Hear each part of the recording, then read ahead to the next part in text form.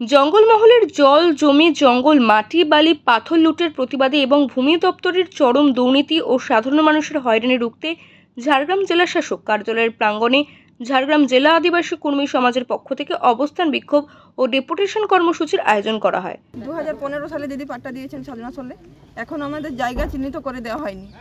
বারবার প্রশাসনের কাছে গেছি, সব জায়গায় গেছি, প্রত্যেক জায়গায় 7 জায়গায় আমরা চিঠি করেছি, এখনো কিন্তু কোনো জায়গায় চিহ্নিত করে দেওয়া হয়নি। না কোথায় জমি দেওয়া আছে সেটাই বলে দেওয়া হয় না, কাগজে কলমে শুধু আছে। হ্যাঁ, কাগজে কলমেই আছে। কাগজগুলো কি করবো আমরা ঘরে রেখে?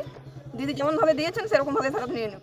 আমাদের সমস্যা বলতে আমাদের দিদি ছাড়নাছলে মিটিং হয়েছিল, দিদি আমাদের নিজে হাতে পাট্টার কাগজ দিয়েছে, বলেছে ওইখানে আমাদের একটা কলোনি তৈরি করে দেবে, যেখানে আমরা গৃহহীন যাদের বাড়ি নেই, ঘর দুয়ার নেই, তাদেরকে ওইখানে আমার দিদি বলেছে যে ওইখানে আমাদের সব বানিয়ে দেবে।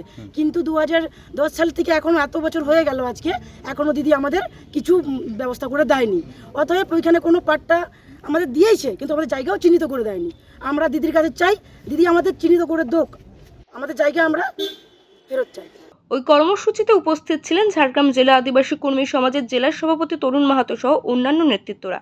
তরুণ মাহাতো বলেন, এক শ্রেণীর মাফিয়ারা লুট করে নিয়ে যাচ্ছে সব, প্রশাসনের সর্বস্তরে জানিয়েও কোনো লাভ হয়নি। বর্তমান মুখ্যমন্ত্রী মমতা ব্যানার্জি গোপীবল্লভপুরের সভা থেকে ডোম সমাজকে পাট্টা দিয়েছিল, সেই পাট্টার দেয়া হয়েছে, তার রেকর্ড হয়ে গেছে, কিন্তু সেই পাট্টা আমলে তাদেরকে এখনো জায়গা চিহ্নিত করে দেওয়া হয়নি, তাই তারা এখনো জায়গা হাতে পায়নি এবং কি সেখানে বাড়িও তৈরি করতে পারেনি। এই সমস্যাটাই হচ্ছে মূল। এই বিষয়ে কোথাও জানিয়েছিলেন?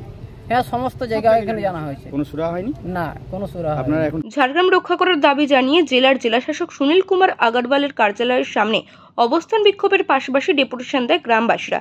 এমনকি ঝাড়গ্রামে 138টি পরিবার জমির পাট্টা পেলেও আজও সেই জমি থেকে বঞ্চিত।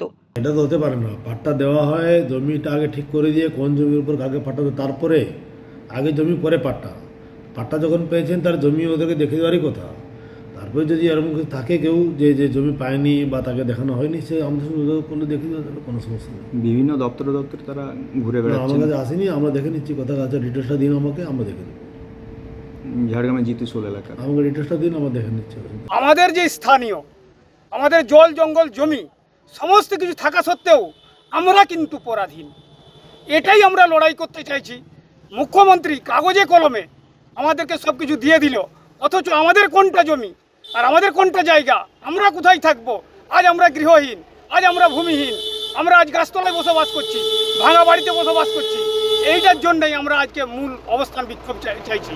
খাতা কলমে প্রশাসনকে জানানো হয়েছে, ডিএমকে জানানো হয়েছে, বিডিওকে জানানো হয়েছে, সিএম পর্যন্ত চিঠি দেওয়া হয়েছে, কিন্তু এর কোনো সমাধান হয়নি। সেই জন্য আমরা আজকে পথে নামতে বাধ্য হয়েছি। সরকারের তরফে সমস্যার সমাধানের দাবি করেছে ঝাড়গ্রামবাসী। ঝাড়গ্রাম থেকে অরূপ ঘোষের রিপোর্ট, ওঙ্কার বাংলা।